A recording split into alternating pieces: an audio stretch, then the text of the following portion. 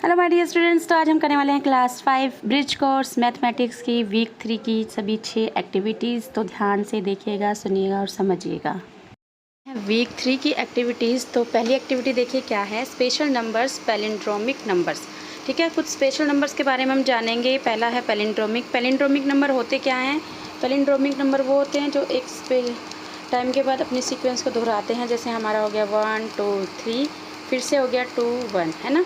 तो यहाँ पे ये देखो सीक्वेंस जो है वापस से हो गई 1 2 3 4 3 2 1। देखो यहाँ पे रिपीट हो गया 3 2 1 3 2 1, यानी कि एंडिंग और स्टार्टिंग इन नंबर्स की एक जैसी होती है। इन्हीं को हम बोलते हैं पैलिंड्रोमिक नंबर्स। तो अब क्वेश्चन क्या है आपका, देखिए यहाँ पे देखो, solve the following after interpreting the science. यहाँ पे एक साइन जो गलत दिया हुआ है। एक्चुअली ये जो साइन है आपका ये वाला, ये है मल्टीप्लाई, यानी कि ऊपर के नंबर्स को, जैसे ये वाला नंबर आपने प्लस किया और नीचे इन्हीं नंबर को आपको मल्टीप्लाई करके लिखना है। तो नीचे देखो, नीचे जो नंबर मिला 1 2 3 2 1, ये हमारा एक क्या है, पैलिंड्रोमिक नंबर है। इसी तरह से अब नेक्स्ट लाइन में आपको 1 1 को 2 2 से पहले तो क्या करना है, प्लस करना है, ऊपर लिखना है, और फिर इसको इससे मल्टीप्लाई करके आपको नीचे लिखना है। इसी तरह से ये जो आपकी टेबल है वो कंप्लीट हो जाएगी। ठीक है, फर्स्ट रो में एक नंबर यही लेना है सभी में, और सेकंड नंबर ये, थर्ड ये। तो इस तरह से फर्स्ट रो हो जाएगी। देन आपको ये वाला नंबर लेना है, इसके साथ ये, इसके साथ ये, इधर वाली हमारी रो जो है ऐसे कंप्लीट होगी। यानी कि आप देखते जाओ सामने, हम क्या करते हैं सामने, जैसे यहाँ पे सामने क्या है 2 2 2, इधर क्या है 1 1 1। तो इन दोनों नंबर का प्लस और मल्टीप्लिकेशन यहाँ पे आएगा। इसी तरह से यहाँ पे अब ये आ जाएगा और इस नंबर का, तो इसको प्लस करेंगे, ऊपर आ जाएगा, मल्टीप्लाई करेंगे, नीचे का नंबर आ जाएगा। इस तरह से हम ये जो टेबल है इसको कंप्लीट करेंगे। तो इसको आप कंप्लीट कीजिए, और फिर इसके नीचे कुछ क्वेश्चंस दिए हुए हैं जो इसी के बेस पे हैं। ठीक है, वो आपको आंसर करने हैं। पहला क्वेश्चन, आपको पैलिंड्रोमिक नंबर सर्च करने हैं। तो जितने भी नीचे नंबर आए हैं मल्टीप्लाई करके, देखो पहला तो पैलिंड्रोमिक नंबर ही है 1 2 3 2 1। इस तरह के नंबर आपको सर्च करने हैं। सेकंड क्वेश्चन में आपको वो नंबर लिखने हैं जिसमें एक डिजिट जो है 3 बार रिपीट हो रही है ना। विच 1 digit is repeating 3 times, sorry 1 digit 3 times repeat हो रही है, वो नंबर सर्च करके लिखिए। नेक्स्ट में आपको वो नंबर सर्च करके लिखना है जिसमें एक डिजिट 2 बार रिपीट हो रही है। ठीक है, तो ये जब टेबल आपकी बन जाएगी, इन सभी क्वेश्चंस के आंसर आप आराम से ईजिली कर पाओगे। तो ट्राई कीजिए और इस क्वेश्चन को करिए, ना हो तो आप कमेंट बॉक्स में लिख सकते हैं ना। एक्सटेंशन एंड वेरिएशन, अब आप अपने से भी एक टेबल बना सकते हो। जैसे हमने यहाँ पे लिया था प्लस और मल्टीप्लिकेशन का साइन, अब आप चेंज कर सकते हो, माइनस और डिवाइड से भी आप इस तरह की टेबल जो है बना सकते हो। तो बनाओ और करके आपको खुद चेक करनी है। नेक्स्ट एक्टिविटी में आपको देखो क्या करना है, making multiplication tables by doubling and halving. तो आपको मल्टीप्लिकेशन टेबल्स पता ही होंगे जो हम टेबल्स लर्न करते हैं, लेकिन अब इस बार हम क्या करेंगे, नई टेबल्स बनाएंगे डबल करके या फिर हाफ करके, है ना। नंबर्स को हाफ करेंगे या फिर डबल करेंगे और हमारी टेबल बन जाएगी। The teacher can discuss with student that since they know the mathematical tables they have the numbers 2 3 5 7 9 and 11। ठीक है, आपके पास ये नंबर है, 2 है, 3 है, 5 है, 7 है, 9 है और 11 है। यहाँ पे देखो 2 और 3 को प्लस करके आपका 5 का टेबल बन जाएगा। और इस तरह से देखो, मैं आपको एग्जांपल दिखाऊंगा। Student should try to form new mathematical table by using the doubling of these tables. जैसे हमारी 2 की टेबल है, 2 अगर आप लिखोगे ना 2 की टेबल को, देखो कैसे आएगी, 2 2 जा 4 3 जा 6 4 जा 8 5 जा 10, है ना। इस तरह से आएगी। अगर हम इसको डबल करें तो 2 2 जा क्या होता है 4 4 2 जा 8 6 2 जा 12 8 2 जा 16 और 10 2 जा 20, है ना। डबल कर दिया हमने तो देखो 4 की टेबल बन गई। 4 1 जा 4 4 2 जा 8 4 3 जा 12 4 4 जा 16 4 5 जा 20। अब आप नीचे भी करोगे तो सेम ऐसे ही हो जाएगी। तो ये हो गया डबल करके। इसी तरह से अगर उल्टा करें, रिवर्स, 4 का हाफ कर दे 2 आ जाएगा, 8 का हाफ कर दे 4 आ जाएगा, 12 का 6 आ जाएगा, 16 का 8 आ जाएगा, 20 का 10। तो हाफ करके भी हम एक नई टेबल हम बना सकते हैं। तो इस तरह से ये नंबर्स को हाफ या डबल करके हम एक नई टेबल बना सकते हैं। आप भी ट्राई कीजिए। Also try to see if you can make new mathematical tables by doing half of the, तो ये मैंने आपको बता ही दिया। Facilitate student assess the doubling and halving of numbers while constructing new mathematical table. तो ये आप बना के ट्राई कीजिए, टेबल्स को लर्न कीजिए। आगे देखिए नेक्स्ट जो हमारी एक्टिविटी है वो है नेपियर स्ट्रिप्स, यानी कि मल्टीप्लिकेशन टेबल्स। ठीक है, नेपियर स्ट्रिप भी हम किसके लिए बनाते हैं, मल्टीप्लिकेशन टेबल्स के लिए ही बनाते हैं। ये आप इंडिविजुअली भी कर सकते हो या पेयर में भी कर सकते हो। These can be constructed in the grade using a rectangular strip measuring 2x20, है ना। एक रेक्टेंगल की स्ट्रिप बनाइए, 2 उसकी जो है ब्रेड्थ होनी चाहिए, 20 जो है उसकी लेंथ होनी चाहिए। It is divided into 10 squares, उसको अब आपको 10 स्क्वायर्स में डिवाइड करना है वर्टिकली, जिससे देखो इस तरह से, है ना। 10 स्क्वायर बना लिए, देखो कितने स्क्वायर बन रहे हैं ये, 1 2 3 4 5 6 7 8 9 10, है ना। 10 स्क्वायर बना लिए इस तरह से। अब क्या करना है,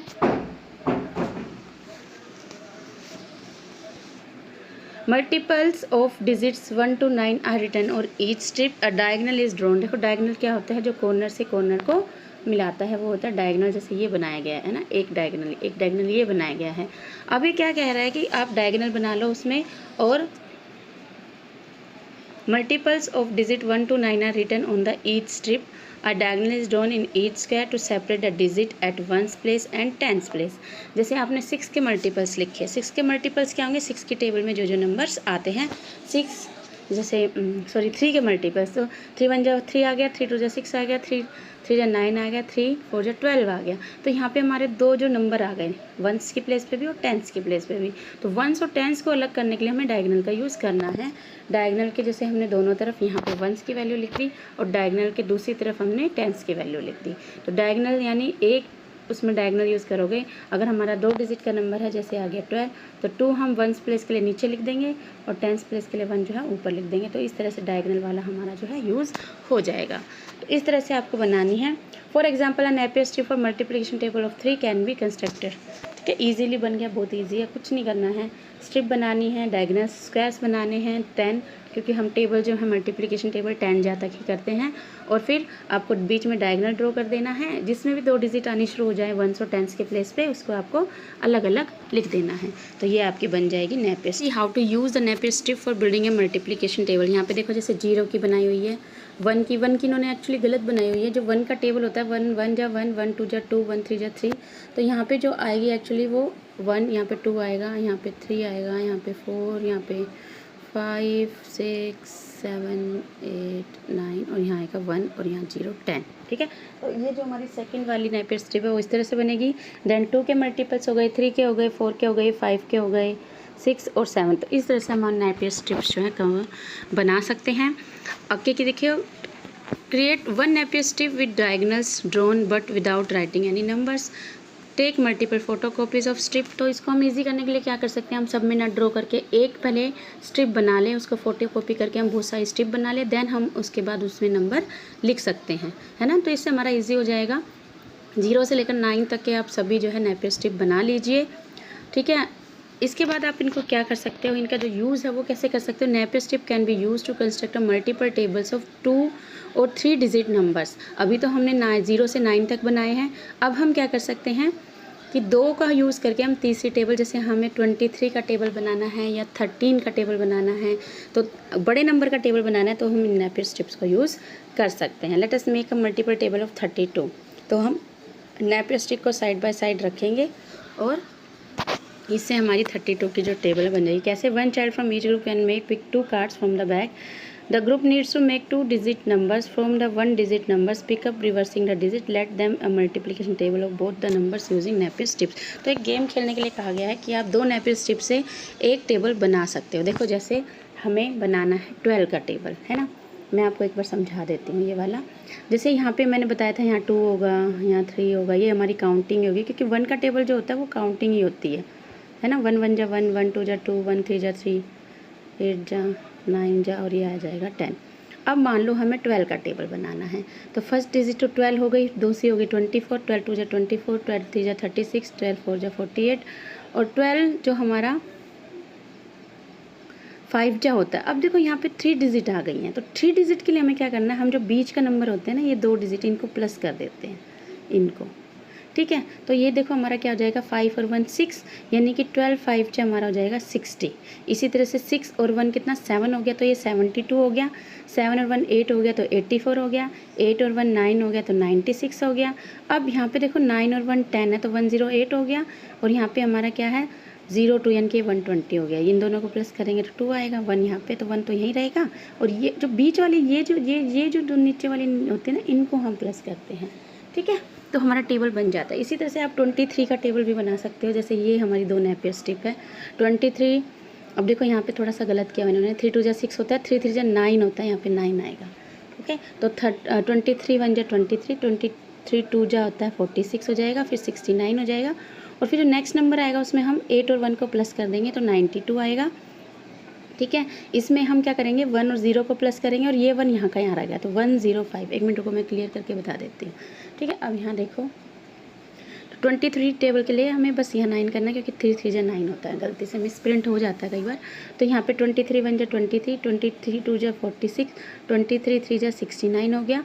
और जो 23 4 है उसके लिए मैंने बताया था ना, इन दो को हम ऐड करेंगे बीच वाले नंबर्स को, तो 9 हो जाएगा तो 92।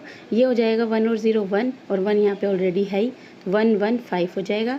फिर 1 यहाँ पे 3 हो जाएगा, 1 3 8 हो जाएगा, 1 6 1 हो जाएगा, 1 8 4 हो जाएगा। अब यहाँ पे देखो 8 और 2 10 होता है, तो हम यहाँ पूरा 10 नहीं लिखेंगे, हम यहाँ पे लिखेंगे 0 और 1 को हम कर देंगे आगे कैरी। तो यहाँ पे जो ये 1 है ये हो जाएगा 2, यानी कि आ जाएगा 207, ठीक है। ये ध्यान रखना है जब हम इन बीच के 2 नंबर को ऐड कर रहे हैं और कैरी आ जाए तो कैरी हमें अगले नंबर में प्लस कर देनी है, तो हमारा टेबल बन जाएगा बहुत ईजीली। तो सभी बच्चे जो हैं सारे टेबल याद नहीं कर पाते हैं, बहुत से बच्चों को 15 तक 15 तक, ठीक है, तो टेबल लर्न होते हैं। तो आप ऐसे नेपियर स्ट्रिप से हेल्प से इस तरह से टेबल जो है क्रिएट कर सकते हो। तो आप बनाइए नेपियर स्ट्रिप और उससे नए नए टेबल्स भी बनाइए। अब हम नेक्स्ट एक्टिविटी देखते हैं, शेप एक्टिविटी। बहुत अच्छी एक्टिविटी है, आप इंजॉय करोगे। डिफरेंट शेप्स के कटआउट बनाओ डिफरेंट कलर्स में, और उनसे फिर डिफरेंट डिफरेंट डिज़ाइंस आप बना सकते हो, ठीक है। A small object for students align a small project students line with this competency goal 2.1 तो दिया हुआ है, इसको आप छोड़ो। competency goal, the teacher to draw a few shapes on the board and ask them to draw them their notebook as well. The student would be asked to find various objects and their names whose at least one face। अब आपको पता ही है जो shapes होती है, आपने 4th class में पढ़ा होगा, उसके फेस होते हैं, कॉर्नर्स होते हैं, है ना। हर एक शेप के कॉर्नर्स होते हैं, एजेस होती हैं और फेस होते हैं। तो आपको उनके बताना है, कोई ऐसी चीज़ बतानी है जिसका एक ही शेप एक ही फेस होता हो, या फिर आपने जो ड्रॉ की है वो किसके जैसा है, उसका शेप क्या है। तो आप इसको 2D की जो It could be given the learning extension as well. The students would learn to relate views of objects with 2D shapes, है ना। जैसे हमारा क्यूब हो गया, क्यूब का जो फेसेस होते हैं वो क्या होते हैं, स्क्वायर्स होते हैं। स्क्वायर एक 2D शेप है। इसी तरह से जैसे हमारा क्यूबॉइड होता है, उसके जो फेसेस होते हैं वो रेक्टेंगुलर होते हैं। तो इस तरह से आपको शेप्स के बारे में पढ़ना है, इनसे डिज़ाइन बनाना है। नेक्स्ट एक्टिविटी देखिए, बोलो भाई कौन है हम। तो ये एक्टिविटी आप, ये कोई मुझे तो पज़ल टाइप में लग रहा है, जैसे हमारी होती है ना पज़ल, पहेली टाइप में, है ना। तो इंडिविजुअल या पेयर में कर सकते हो। Does teacher to encourage student to write a few poems on 2D shapes, यानी कि कोई भी बच्चा अपने से एक 2D शेप या 3D शेप के बारे में डिस्क्राइब करने के लिए एक पोएम बना सकता है, और दूसरा बच्चा उसको गैस करके बताएगा कि ये कौन सी शेप हो सकती है। जैसे देखो यहाँ पे एक एग्जाम्पल दिया हुआ है, बोलो भाई कौन हूँ मैं, कौन मैं हूँ, चपटी सी पर खास में। तो ये हिंदी कैसे हम रहने देते, इसी तरह की मैं आपको एक इंग्लिश की बताती हूँ। With equal sides and corners neat, a solid form you often meet, like dice we roll all or blocks we stalk. What shapes am I? There's no turning back. 6 faces square, all just the same. Can you now whisper out my name? तो ये क्या है आपका cube, क्योंकि देखो ये dice की तरह है, इसके सारे फेस जो हैं स्क्वायर हैं। तो इस तरह की आप कोई भी अपनी पोम बना सकते हो, बच्चों से पूछ सकते हो। वर्क पहेली टाइप में ये हो गई है, तो इस तरह से पहेली बनाइए। हिंदी में हो सके तो हिंदी में, नहीं तो इंग्लिश में, जिसमें भी आपको कंफर्टेबल लगे, और गैस कीजिए। ये फन विद शेप्स, ठीक है। इंडिविजुअल एक्टिविटी है 3D object surrounding ink pad colours, ठीक है। आपको ये सब चाहिए। Show the image, a complex 2D image feed by combination of different 2D to the students. मतलब आपको कोई भी 2D शेप से बनी हुई देखनी है shape, Ask student to recreate, make similar image individually with the help of 3D shape stamps. Explain to a student that they can use 3D objects to recreate the outline of targeted 2D shape. Okay, आपको अब क्या करना है, जैसे आपने कोई भी cube ले लिया या आपने कोई डाइस ले ली है ना, अब डाइस को आपको इंक पैड में डुबोना है और उससे छाप देना है उसको, या फिर आप सिर्फ कॉर्नर कॉर्नर पे उसकी इंक लगानी है और उसको बना दो, आपकी शेप कौन सी बन जाएगी, स्क्वायर। तो इसी तरह से डिफरेंट ऑब्जेक्ट्स को लेके आप इस तरह की जो शेप है, जो फिगर्स है, वो बना सकते हो। ठीक है, स्टैम्प समझ रहे हैं ना, जिसको हम छापते हैं, जिसको इंक पैड में लगा के हम छाप देते हैं। ठीक है, इसी तरह से आप इरेज़र का यूज़ कर सकते हो कुबॉइडल बनाने के लिए। ठीक है, डाइस का यूज़ कर सकते हो स्क्वायर बनाने के लिए, और कोई भी शेप, आपको कुछ भी चीज़ मिल जाती है घर में, कोई ट्रायंगुलर चीज़ मिल जाती है, उसको आप यूज़ कर सकते हो। पेंसिल के एंड को यूज़ कर सकते हो, है ना, लेडी फिंगर कट करके उससे स्टैम्प कर सकते हो। तो इस तरह से डिफरेंट पैर उससे आप बना सकते हो। तो ये बनाइए और इन्जॉय कीजिए। तो आपको देखना है, बहुत क्लियरली आपको बनाने हैं, इससे आपको फेसेस का पता चलेगा, एजेस का, वर्टिसेस का। वर्टिसेस क्या होते हैं, जहाँ पर कोई भी जो दो एज है वो मिलती है ना, जैसे देखो आपकी कोई भी शेप है, एक मिनट, जैसे देखो ये आपकी शेप है,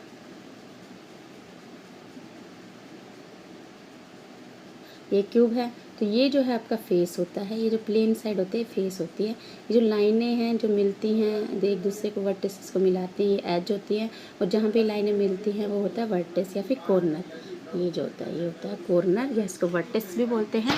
और ये जो होती है, जो कॉर्नर से कॉर्नर को मिलाती है, ये होती है एज। और जो बीच में हमारा प्लेन हिस्सा होता है, ये होता है हमारा फेस। ठीक है, इसको याद रखना आपको 3D ऑब्जेक्ट्स के लिए। तो ये हमारी थी वीक 3 की एक्टिविटीज़, होप आपने समझी होगी अच्छे से। अब आप इनको खुद से कीजिए, इंजॉय कीजिए, समझिए and do the practice. Good luck.